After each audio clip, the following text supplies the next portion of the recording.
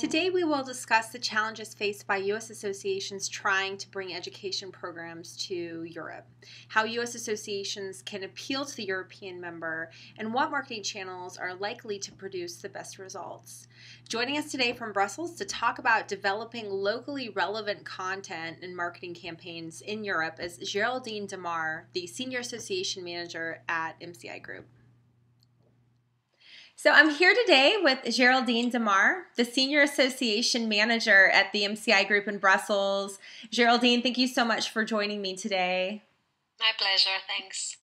So I wanted to ask you about deploying education programs from the U.S. to European customers, a topic I know you know a lot about. And first off, what are some of the challenges faced by U.S. associations when bringing education programs to Europe?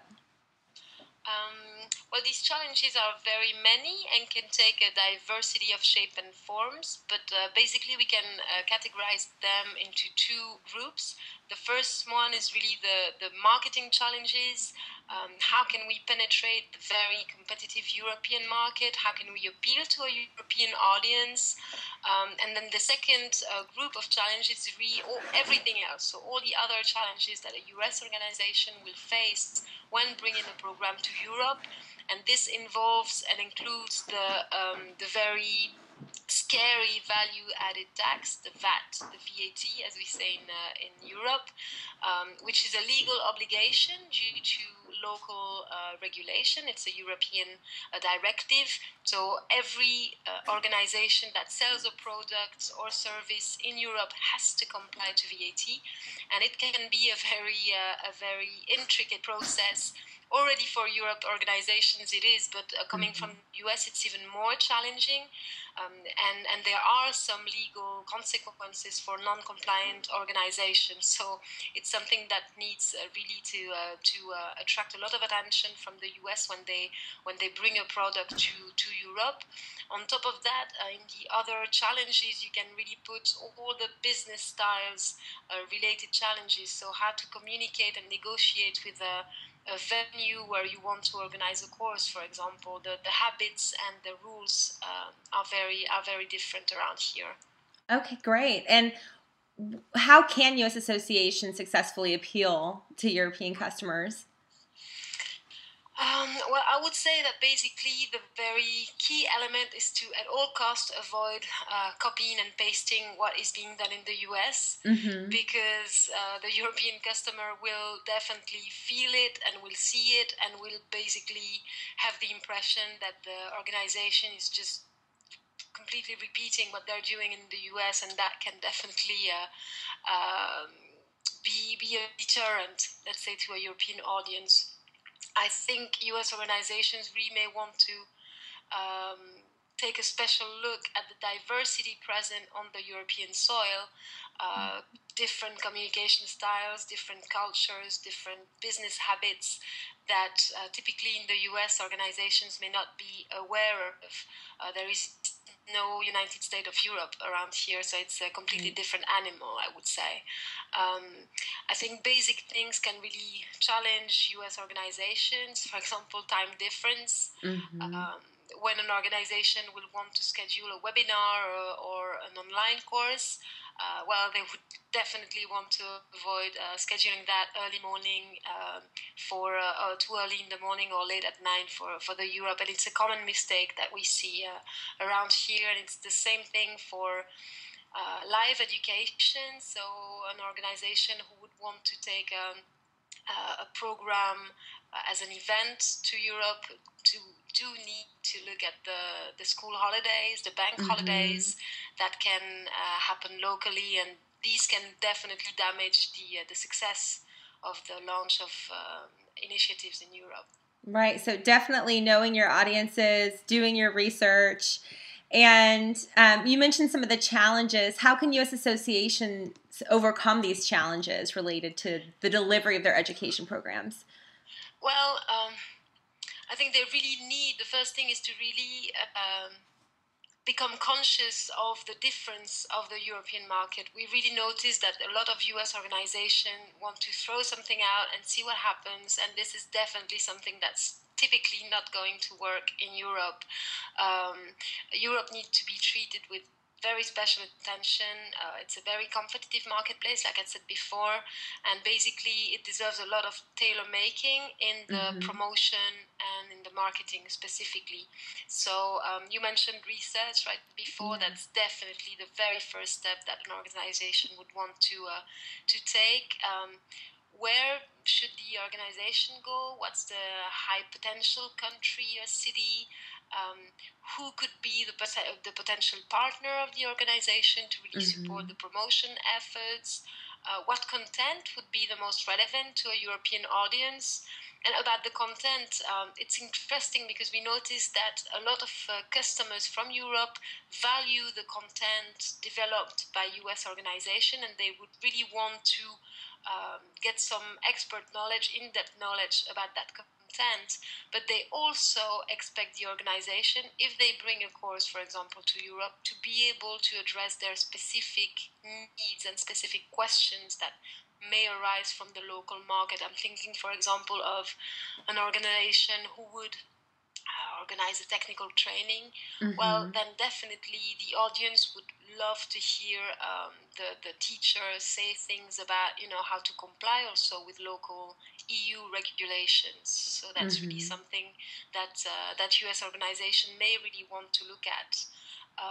Also, during that research exercise, it's key to look at the brand perception of the US organization, because sometimes there is quite a lot of work that should be done around that before actually bringing a new product or service to Europe. How interesting. And so we're talking about marketing channels. What are some of the marketing channels that are likely to deliver the best results in Europe?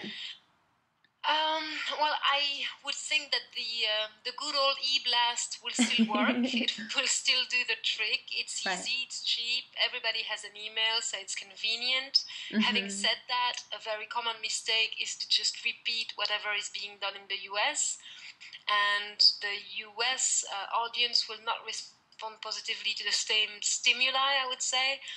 For example, email templates should have a different look and feel. In Europe, we like them very light and very clean, with a very soft design and not too much information on them.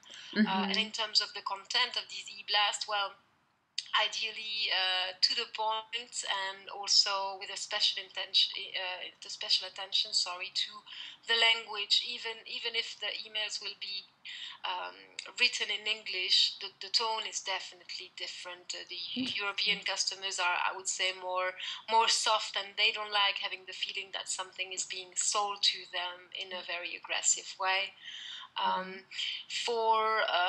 In terms of collateral, the brochures still work to a certain extent. I would say that the beauty of brochures now, when you do a postal mailing, is that not a lot of people do them anymore because everything is so electronic nowadays. So a very targeted mailing to a specific segment of the database of the organization can definitely work. But of course, it's a big investment in terms of money, because postal mailings really cost a lot. But they can have a nice impact if you target the customer base very carefully. Then of course you have the. I wanted absolutely to talk about the potential partner organizations. If an organization wants to launch something to a new market and has yet to create a credibility on that local soil, it's really important to identify the right organizations, ideally institutional, so related organization who will be ready to associate themselves with the initiative and help promote the education service in their own network. That will enlarge the outreach of the promotion, which is always good. It will, as I said before, enhance the credibility of the US organization, and it will also avoid the impression that the US people are coming to fight the market and representing a big competition, because that's really something that we noticed can be a big obstacle to a blossoming business from the US. Yeah, absolutely. And what about social media? That's such a hot topic, especially in marketing right now. What can U.S. associations keep in mind with social media and getting involved with European audiences? So yeah, social media can really not be avoided nowadays because everybody's on it. So everyone has to be on it, and every organization needs absolutely to develop some kind of social media outreach, whether on LinkedIn, Twitter, or even Facebook, to reach out to the younger people. A key aspect I would say for the Europeans is that. People should not have the feeling that you're trying to sell something to them. If they have the feeling that they join a group just to know what's there for them to buy, is of no interest to them, and they will not stay on your group very long. The key to really engage the people and to keep them as members and active members in social media platforms is to really provide them with key content that they can use. For example, in the case of professional development, they need to know, what's the key topic currently in the industry that they need to become knowledgeable about to advance their professional lives. So. Definitely, it will take a lot of time and efforts for a U.S. organization to build that social media initiative. But if they manage to really provide the relevant content to the people and initiate some interactions with experts, for example, that will definitely prove a very, very impactful and successful experience. Great. And what are 3 priorities that U.S. associations need to keep in mind when bringing education to Europe? Well, just to summarize, I would think that it's absolutely crucial for U.S. organizations to understand the difference and to already be aware that Europe is a completely different marketplace and a completely different animal in terms of first laws and obligations, in communication styles, and in terms of customers' expectations. This has been a fascinating discussion, and I just want to thank you for your time this afternoon. And if you want to learn more, people can visit growglobally.org. And thank you again, Geraldine, for this wonderful conversation today. Thank you, Kylie.